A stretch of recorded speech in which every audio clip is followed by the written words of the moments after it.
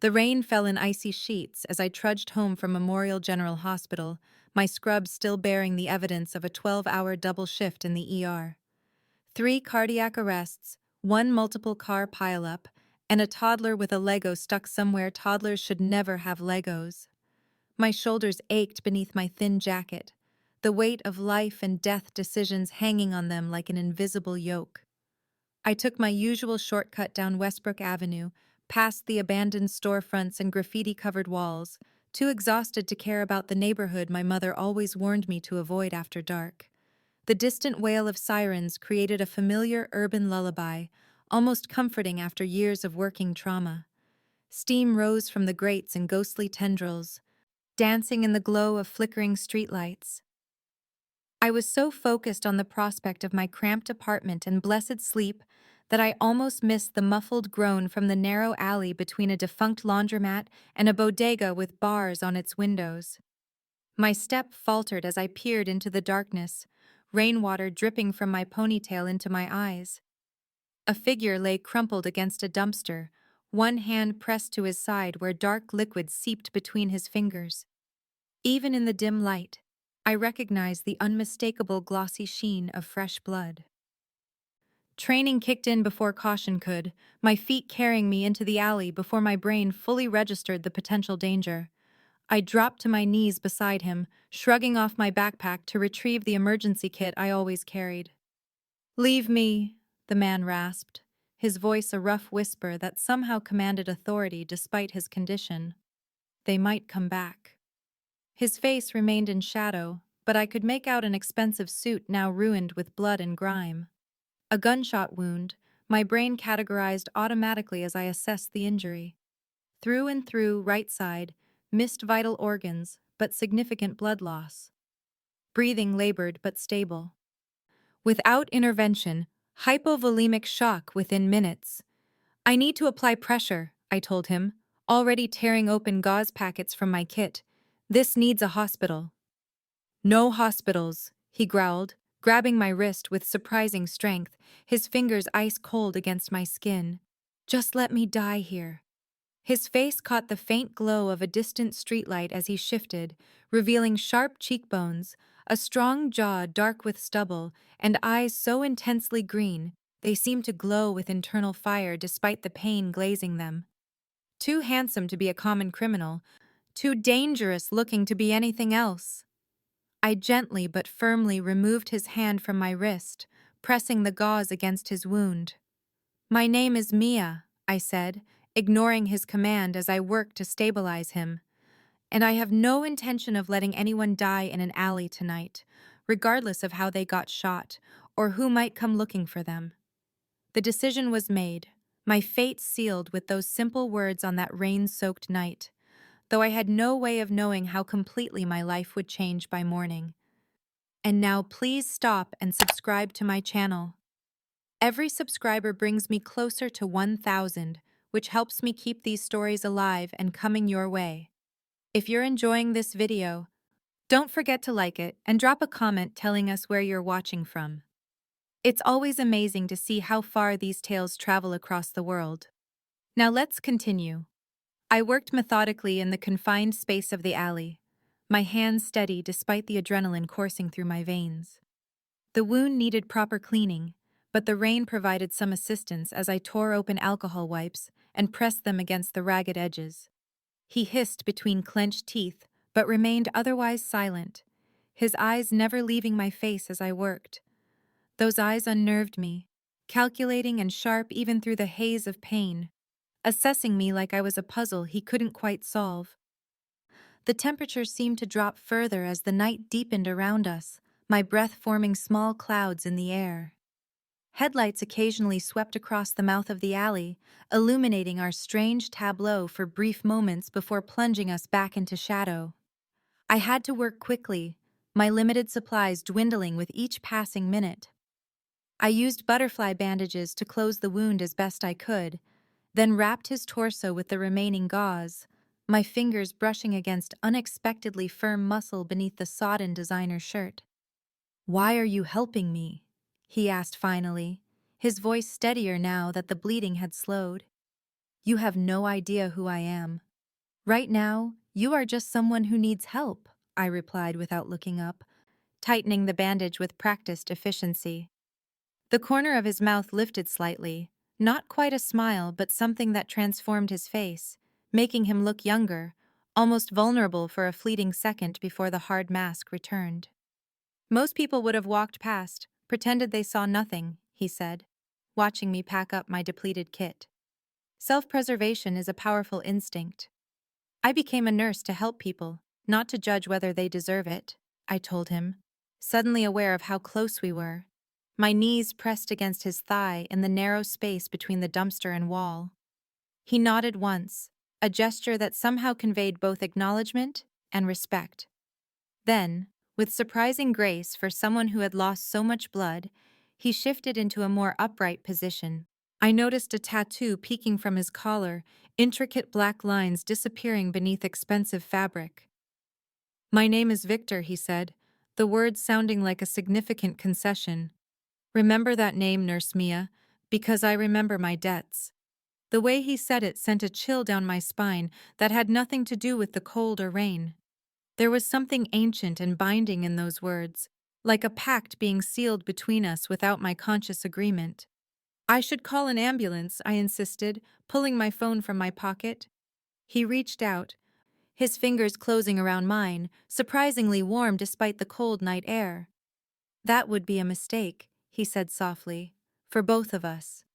His gaze held mine, intense and unwavering, and I found myself nodding, returning the phone to my pocket, accepting his decision against all my medical training and common sense.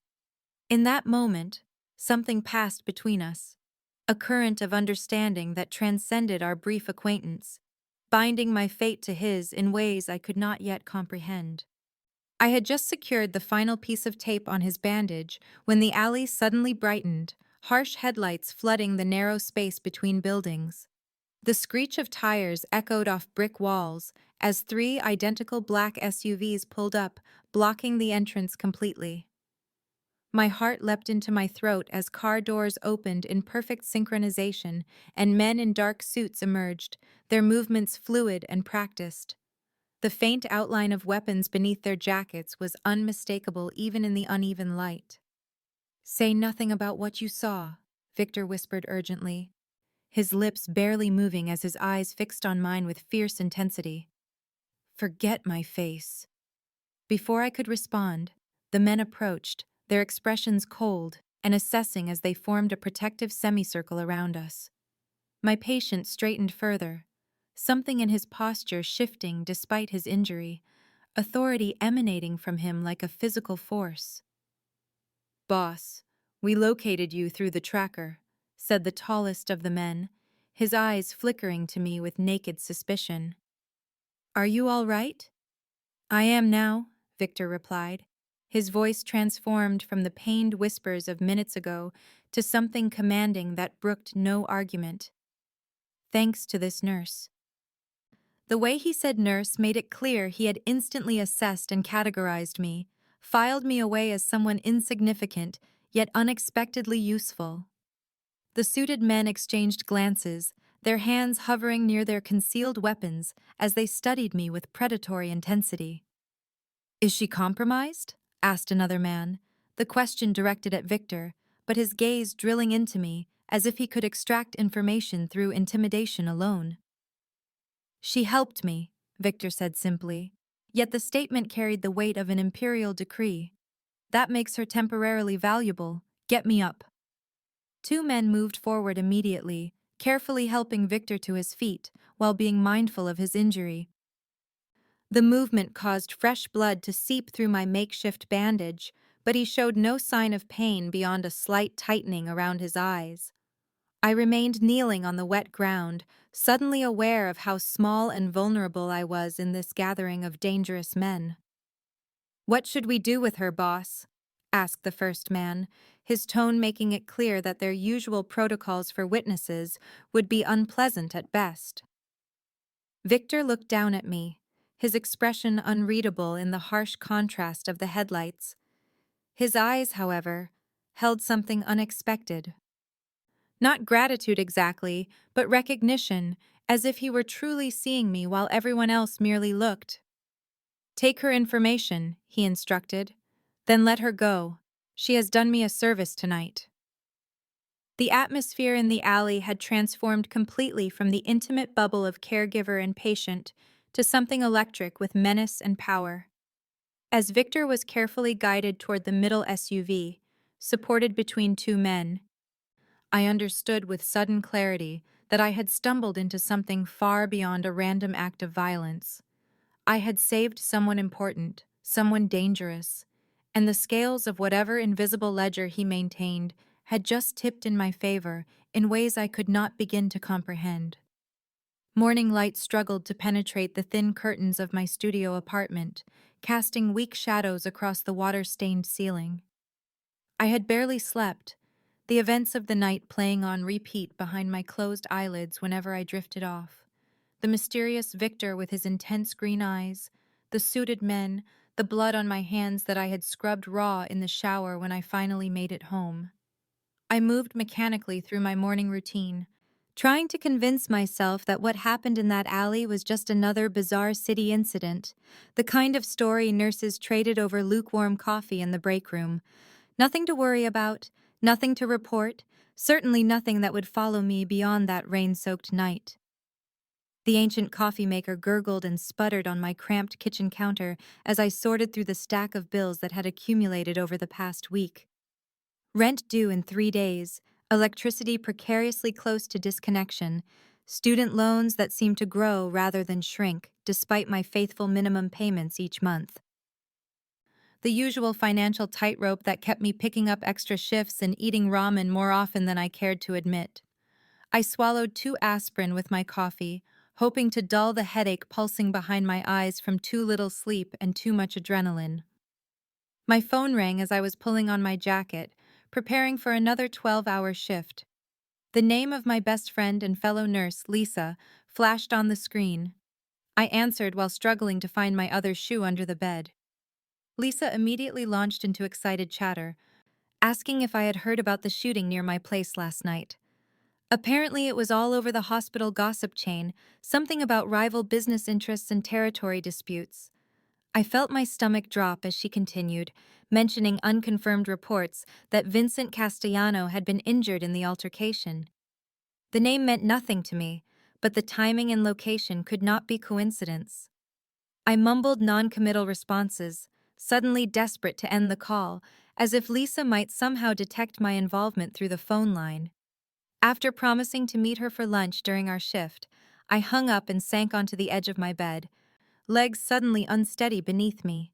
I glanced around my tiny apartment, at the mismatched furniture collected from thrift stores and sidewalk giveaways, at the nursing textbooks still stacked on my desk from the certification course I was taking to increase my pay grade, at the single photograph of my parents on the nightstand.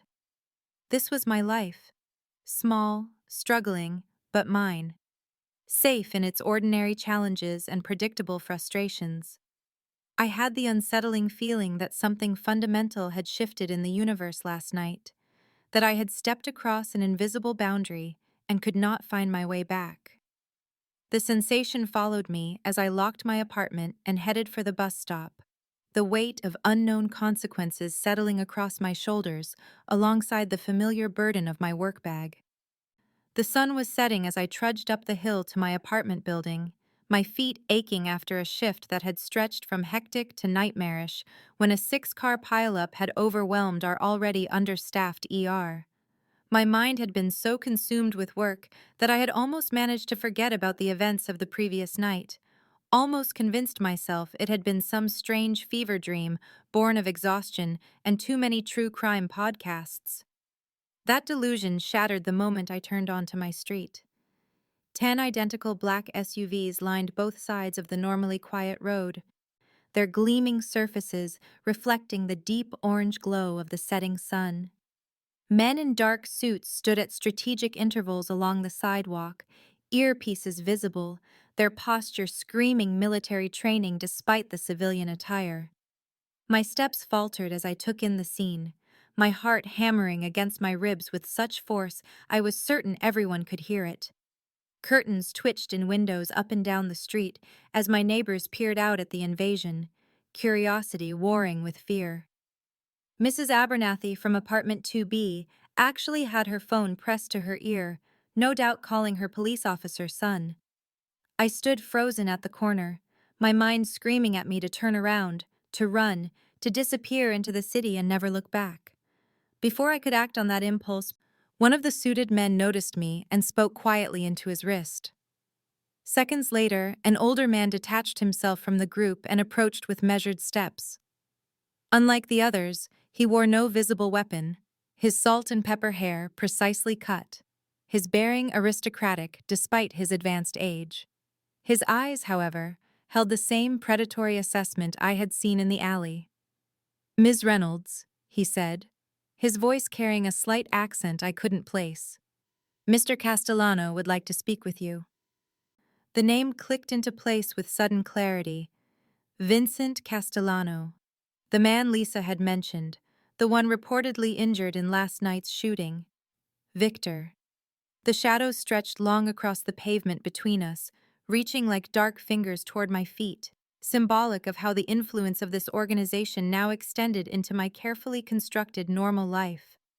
I wanted to refuse, to demand they leave, to call the police myself, but the words died in my throat as I glanced again at the display of power arranged on my humble street. This was no request I could decline, no invitation I could politely refuse. I clutched my bag tighter, suddenly aware of how completely my life had changed in the space of 24 hours, all because I had stopped to help a bleeding man in an alley. With a sense of inevitability, I nodded once and followed the older man toward the central SUV, crossing an invisible threshold I somehow knew I could never uncross. The ride through the city passed in tense silence, the older man offering no conversation as buildings blurred outside the tinted windows. Eventually, we pulled into the underground parking of one of the most exclusive high-rises downtown, a gleaming spire of glass and steel that housed the penthouses of billionaires and visiting dignitaries. Security guards nodded respectfully as our entourage moved through a private elevator lobby, their eyes lingering on my scrubs and disheveled appearance with barely concealed curiosity. The elevator ascended silently, my stomach dropping with the rapid rise, or perhaps from the knowledge that each floor brought me closer to a confrontation I was not prepared to face.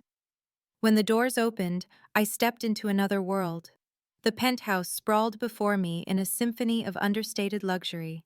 Floor-to-ceiling windows revealed a panoramic view of the city I had never seen, my humble neighborhood reduced to distant lights among thousands. Standing before those windows was the man from the alley, though he seemed transformed. Gone were the blood-stained clothes and pained grimace, replaced by an impeccably tailored charcoal suit that emphasized broad shoulders and a lean frame. His dark hair was styled away from his face, revealing those same intense green eyes that had studied me as I worked to save his life. "Victor Castellano," he said, extending his hand as if this were a normal business meeting, as if I had not had my fingers inside his wound less than 24 hours ago. I believe we were not properly introduced last night. I took his hand automatically, noting the strength in his grip, the warmth of his skin against mine. "I knew your name," I responded, finding my voice despite the surreal circumstances, "but not who you are." A slight smile curved his lips, though it did not reach his eyes. "And now you do, Mia Reynolds, 28 years old, graduated top of your class from state nursing program, currently working toward trauma certification, parents deceased, no siblings, devoted to your patients, living alone in an apartment building with inadequate security and neighbors who are far too curious for their own good." The casual recitation of personal details sent a chill down my spine, a reminder that this man commanded resources I could scarcely imagine. "You saved my life when most would have walked past," he continued, moving to pour amber liquid from a crystal decanter into 2 glasses. "That creates a debt I take very seriously. In my family, we honor our obligations." The word family carried weight beyond its surface meaning, confirming what I had begun to suspect. I stood in the home of not just a wealthy man, but the head of what was likely the most powerful criminal organization in the city. The realization should have terrified me, yet something else flickered alongside the fear. A dangerous fascination with this man who moved with such fluid grace despite his injury, whose eyes held depths I could not begin to fathom, who spoke of honor and debt with the conviction of someone who had been raised to view such concepts as sacred and binding. Victor moved to stand beside me at the window, his reflection ghost-like in the darkening glass. The clouds had gathered during our conversation, the sky turning an ominous slate gray as wind began to whip between the skyscrapers. "You are in danger, Mia," he said quietly, his voice level but grave. "The men who attacked me belong to the Ivanov family. They saw you in that alley helping me. In our world, that makes you a person of interest, someone who might be leveraged against me or simply eliminated as a potential witness." I wrapped my arms around myself, suddenly cold despite the comfortable temperature of the penthouse. The first fat raindrops began to splatter against the glass as Victor continued, explaining how rival families operated, the ruthlessness with which they pursued any perceived advantage. Lightning flashed, illuminating his profile in harsh white light, the strong jaw, the calculating eyes that assessed me even as he spoke. "I can offer you protection," he said, turning fully toward me now. "In exchange for your services as a medical consultant to my family, we have need of someone with your skills, someone discreet who can treat injuries without hospital records or police reports, someone I can trust." The implication hung between us as thunder rolled across the sky, the storm outside gathering force to match the one brewing within me. "I help people, not criminals," I said, meeting his gaze directly despite the flutter of fear in my chest. I took an oath to do no harm. "Becoming your personal nurse would make me complicit in whatever violence landed on your table. I want no part of your world, Mr. Castellano." His expression remained impassive, but something flickered in those green eyes. Respect, perhaps, or surprise at my refusal. "You misunderstand the nature of my offer, Mia," he replied, his voice softer now. "I am not asking you to patch up soldiers after street battles.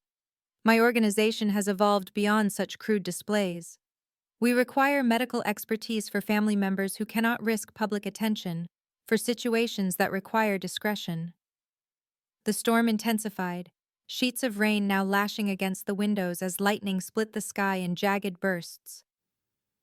"But it would still be in service to an illegal enterprise," I insisted, standing my ground despite the power differential between us that seemed to grow with each thunderclap.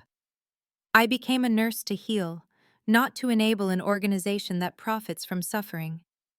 Victor stepped closer, close enough that I could smell his expensive cologne mingled with the faint metallic scent of blood from his wound. His presence was overwhelming, threatening and magnetic all at once. "You speak with such conviction about a world you do not understand," he said, each word precise and measured. "Perhaps before you judge so harshly, you should see the reality rather than the caricature." The next flash of lightning illuminated something unexpected in his expression. A vulnerability quickly masked but present nonetheless. It made him suddenly human in a way that was far more dangerous than the criminal mastermind I wanted him to remain. I returned to work the next evening, my mind still reeling from my encounter with Victor Castellano. Despite his warnings, I had refused his offer of protection, clinging to the desperate hope that I could somehow return to my normal life if I just ignored what had happened. The hospital shift had been mercifully busy, giving me little time to dwell on green eyes and dangerous propositions. It was nearly midnight when I finally headed for the parking garage, my footsteps echoing in the concrete structure. Something felt off immediately. The usual security guard absent from his post, several of the overhead lights flickering erratically or completely dark, creating pockets of shadow between the parked cars. I clutched my keys between my knuckles, a futile defense measure I had learned in a self-defense class years ago. I had nearly reached my ancient Honda when I heard footsteps behind me, too heavy and deliberate to be another tired hospital worker. I quickened my pace, but strong hands grabbed me before I could reach my car, spinning me around to face three men in dark clothes, their faces hard with purpose that had nothing to do with simple robbery. "Where is Castellano?" the largest one demanded, his accent thick and Eastern European. I struggled against his grip, fear closing my throat as I realized Victor had been right. "Tell us what you know about the package and where he is hiding it," another man said, his breath hot against my face as he leaned closer. "I know nothing," I insisted, voice shaking despite my efforts to appear calm. "I just helped an injured man in an alley." "The Ivanovs have put a price on your head," the first man growled, tightening his grip painfully on my arms. "They think you know where it is. Tell us, and perhaps you live." Before I could respond, the garage was suddenly filled with the screech of tires as two familiar black SUVs appeared, cutting off the exit ramp. The men holding me cursed, one drawing a gun while the other maintained his bruising grip on my arm. Everything happened in a blur after that. Men in suits poured from the vehicles, weapons drawn, moving with tactical precision. Gunfire erupted, the sound deafening in the enclosed space. I was thrown to the ground, my palms scraping against rough concrete as bullets pinged off nearby cars. A familiar figure crouched over me, shielding my body with his own as glass shattered somewhere to our right. "Victor," I gasped, recognizing the expensive cologne even in the chaos of the moment. His eyes met mine, fierce with something that looked almost like fear, though not for himself. "When I told you that you were in danger, this is what I meant," he said grimly as his men secured the area around us. Two of the attackers now face down on the ground, the third motionless in a growing pool of liquid that reflected the flickering lights overhead. I woke in an unfamiliar bedroom, sunlight streaming through gauzy curtains that billowed in a gentle breeze, carrying the scent of roses and salt water. The events of the parking garage remained a blur of violence and fear, culminating in Victor carrying me to his car as I slipped in and out of consciousness from what the doctor later diagnosed as shock.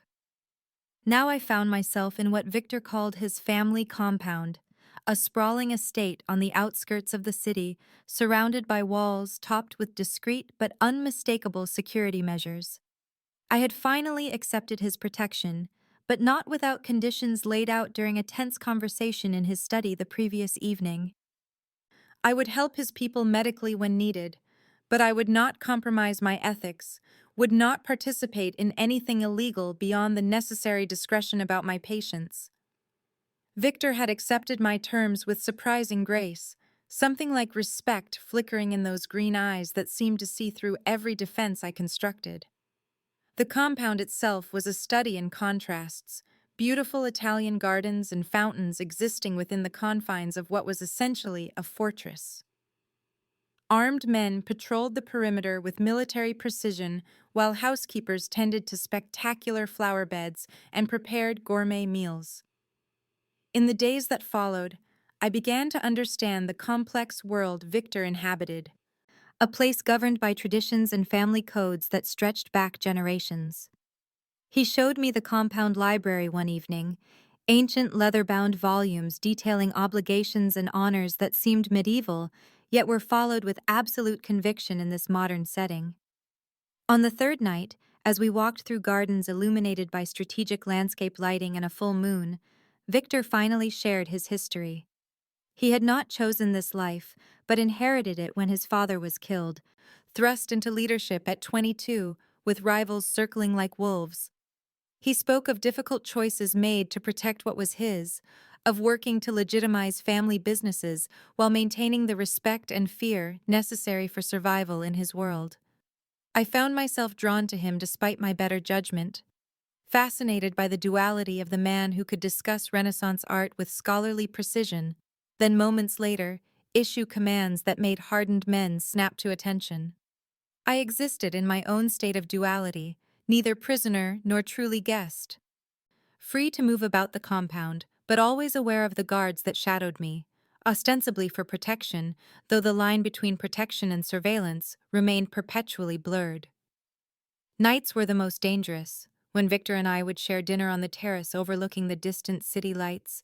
His attention focused solely on me, with an intensity that made my pulse quicken. During those conversations, I could almost forget what he was, almost imagine this was simply an unusual courtship rather than a necessary arrangement born of violence and threat. The attack came without warning, shattering the fragile peace I had found at the compound over the past 2 weeks. Gunfire erupted during a business meeting in the main house, security alarms blaring as Victor was rushed to the medical suite I had established in the East Wing. Blood soaked through his shirt from a bullet that had grazed his shoulder, his face pale but eyes alert as I worked to clean and suture the wound. Around us, the compound transformed into a military operation, men moving with lethal efficiency to secure the perimeter while I focused solely on keeping my hands steady. Victor watched me with that intense gaze that still made my pulse quicken despite the chaos surrounding us. Hours later, when the danger had passed and the traitor within his organization had been identified, I found myself in the library with Victor, the space that had become our sanctuary for late-night conversations that stretched until dawn. It was there, among first edition classics and ancient family chronicles, that I discovered the truth about his business operations. Spread across the massive oak table were legitimate business plans, hospital partnerships, community development initiatives, all designed to transition the Castellano Empire from its shadowy origins to something that could exist in the light. My name appeared in documents related to a free clinic in the city center, medical programs for underserved communities, initiatives I had mentioned in passing that he had silently set in motion. "You have been planning this all along," I said, understanding finally blooming as pieces clicked into place. Victor moved to stand beside me, his injured shoulders stiff but healing well under my care. He admitted that my influence had accelerated plans already in motion, that my perspective had shown him possibilities he had previously considered unreachable. "You see me as I could be, not just what I am," he told me, vulnerability raw in his voice. "No one has ever done that before." His confession hung in the air between us, heavy with implication and possibility. I thought about the weeks since that rainy night in the alley, about the complex man I had come to know beyond the fearsome reputation, about the unexpected connection that had formed between us despite the circumstances that brought us together. I thought about returning to my former life, the cramped apartment, the endless struggle to make ends meet, the loneliness that had become so familiar I barely noticed it anymore. I thought about staying, about the danger that would always surround Victor, about the moral compromises I would inevitably face, about the intensity of feeling that flared whenever he looked at me with those green eyes that missed nothing. In that moment of perfect clarity, I made my choice with eyes wide open to both the darkness of his world and the light we might create together, stepping willingly across the threshold I had once feared to cross, no longer a nurse who had saved a stranger in an alley, but a woman choosing her own fate alongside a man who saw her true value in a world of shadows and power.